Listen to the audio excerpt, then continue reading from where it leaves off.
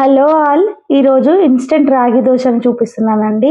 ఒక గ్లాస్ రాగి పిండిని తీసుకొని ఒక్కసారి గ్రైండ్ చేసిన తర్వాత, దాంట్లో హాఫ్ గ్లాసు బియ్యం పిండిని వేసేసి, ఒక 2 స్పూన్స్ రవ్వని ఎయాలండి. ఉప్మా రవ్వ ఉంటుంది కదా! అదేసేసి కొంచెం సాల్ట్ ఎసేసి, మళ్ళీ ఒకసారి గ్రైండ్ చేయాలి. గ్రైండ్ చేసిన తర్వాత 1 గ్లాస్ వాటర్ పోసేసుకొని మళ్ళీ ఒకసారి గ్రైండ్ చేయాలండి.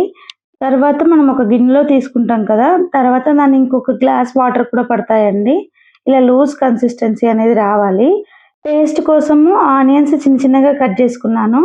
క్యారెట్ తురమాలండి. తురిమేసి ఆ 2 మిక్స్ చేయాలి అందులో. మిక్స్ చేసిన తర్వాత పాన్ వేడైన తర్వాత కొంచెం ఆయిల్ అప్లై చేసేసి ఇలా పోసుకోవడమే అండి. దీనిపైన కొంచెం ఆయిల్ వేసేసుకోవాలి. కాలిన తర్వాత మరోవైపు తిప్పుకొని చేసుకోవడమే అండి. చాలా ఈజీగా ఉంటుంది. చాలా టేస్టీగా ఉంటుంది. దీన్ని పల్లి చట్నీ కాంబినేషన్‌తో తింటే బావుందండి. Please subscribe to my channel.